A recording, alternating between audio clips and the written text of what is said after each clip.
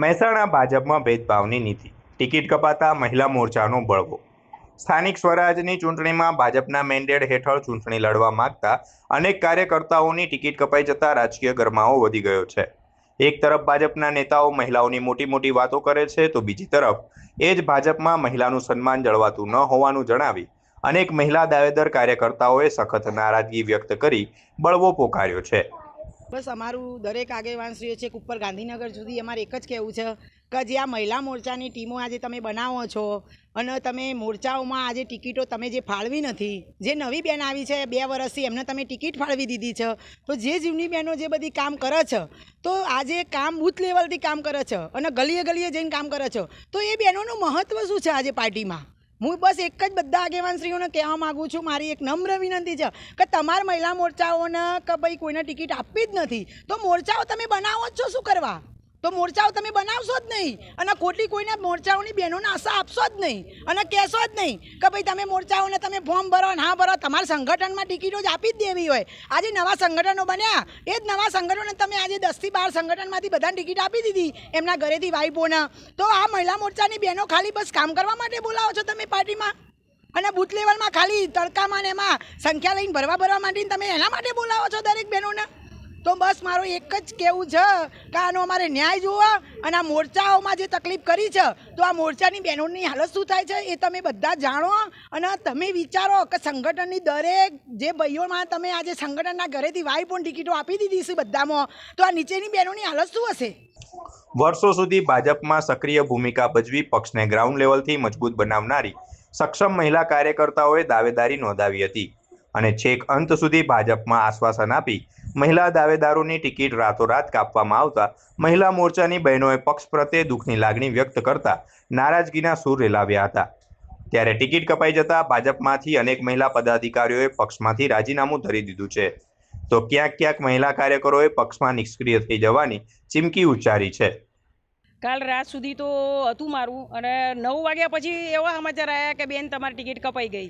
એટલે મારા ઉપર સાહેબોને અને અધિકારીઓને બધા એ જ કહેવું છે કે શું કારણથી મારી ટિકિટ કાપી? છેલ્લે 15 વર્ષથી અમે મહેનત કરીએ છીએ, જે અધિકારીઓ આવે એમને અમે જીતાડીએ છીએ, આજ સુધી જે કામ પાર્ટીએ સોંપ્યા ઈમાનદારીથી કર્યા છે, છતાંય અમારી ઈમાનદારીની અમને આજે આ પરિણામ મળ્યું. બેન, તમે અત્યારે ભાજપમાં હમણાં સુધી કયા પદ ઉપર હતા? તાલુકા મહિલા મોરચા પ્રમુખ ચાલુ જ છું હાલ, અને આજથી રાજીનામું આપું છું અને આજ પછી કોઈ પક્ષમાં નહીં, ક્યાંય નહીં ને ક્યાંય વોટિંગ એ નહીં થાય મારા નામનું.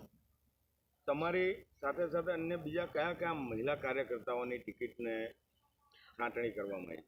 મહેસાણામાં જે વોર્ડ નંબરમાં બધા હતા, રોનકબેન છે, અંકિતાબેન છે, ઘણા બધા જે અમે જૂના કાર્યકર્તા છીએ એ બધાની, ખુશ્બુબેન, બધાની ટિકિટ કાપી છે. બોલો આની પાછળ કોણ જવાબદાર છે ટિકિટ કાપવા પાછળ? હવે ઉપરથી એમ કે છે કે જેને અમે પૂછીએ ને એટલે એકબીજા ઉપર ઢોળે જ જાય છે. હવે અમારે માનવાનું શું? નામ તો ઘણા બધા છે પણ દેવા નથી, ખાલી ખોટા અપમાન થાય ને પછી એમ કે પાર્ટીના આટલા વફાદાર હતા ને અમને બદનામ કર્યા. એ સમજી જાય, શાનમાં સમજી જાય, બાનમાં એટલું બહુ છે. ભાજપમાં વર્ષો સુધી મહત્વના પદ પર રહી પક્ષને મજબૂત કરવા માટે રાત દિવસ મહેનત કરતી મહિલા મોરચાની પદાધિકારી મહિલા કાર્યકર્તાઓની ટિકિટ કપાઈ જતા તેમને પોતાની હૈયાવરળ ઠાલવી દુઃખ વ્યક્ત કર્યું હતું, જેમાં ખાસ કરીને મહેસાણા શહેરના મહિલા મોરચાના મહામંત્રી રોનકબેન પટેલ, મહેસાણા શહેર મહિલા મોરચાના ઉપપ્રમુખ ખુશ્બુબેન આચાર્ય, મહેસાણા તાલુકા મહિલા મોરચા પ્રમુખ અનિતાબેન ચૌધરી, મહેસાણા શહેર મહિલા મોરચા મંત્રી અંકિતાબેન મોઢ સહિત અનેક મહિલાની ટિકિટ કાપી દેતા પક્ષ પ્રત્યે ઘેરા શોક સહિત દુઃખની લાગણી જોવા મળી છે. મહાનગરપાલિકાની ચૂંટણીમાં ભાજપના મેન્ડેટ પરથી ચૂંટણી લડવાના સોનેરી સપના જોઈને બેઠેલા અનેક લોકોની ટિકિટ રાતોરાત કપાઈ જતા મહાનગરપાલિકાના સભ્ય બનવાનું સપનું રોળાઈ ગયું છે. હું અત્યારે વોર્ડ નંબર 6માંથી આવી છું. હું અત્યારે વોર્ડ નંબર 6માં કાર્યકર્તાની જેમ કામ કરી રહી હતી. અત્યારે પણ 4-5 વર્ષોથી હું કમ્પ્લીટ બૂથ પ્રમુખ તરીકે કામ કરી રહી છું, મહિલા મોરચામાં મંત્રી તરીકે કામ કરી રહી છું, તો પણ મારી કોઈ અવગણના કરવામાં આવી છે. મને અત્યારે નવા મોઢાઓ જોવા મળે છે જે પાર્ટીમાં કદી મેં જોયા નથી. અત્યારે એવા લોકોને ટિકિટ આપી દીધી છે, તો અમે કાર્યકર્તાની જેમ કાર્ય કરી રહ્યા હતા, તો અમને કેમ ટિકિટ આપવામાં આવી નથી? અમે લોકોએ શું બગાડ્યું હતું?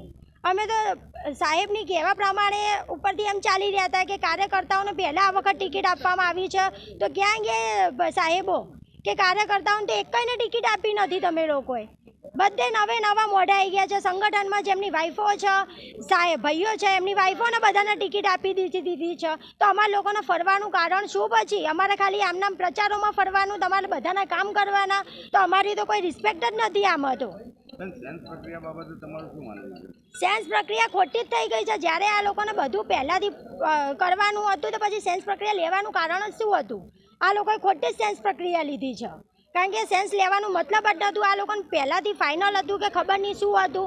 મારું નામ છેક સુધી બોલાઈ રહ્યું હતું પણ અત્યારે એન ટાઈમે પછી ના પાડવામાં આવી કે બેન તમારું આ વખત પત્તું કપાઈ ગયું છે અને બીજા કોઈ બહેનોને આપી દીધી છે. હા, ચાલુ રાખીશું. અમને ખાલી અમારો ન્યાય જોઈએ છે. અમને અમારો જવાબ જોઈએ છે કે અમને શા માટે આવી રીતે અમારી ટિકિટ કાપવામાં આવી છે.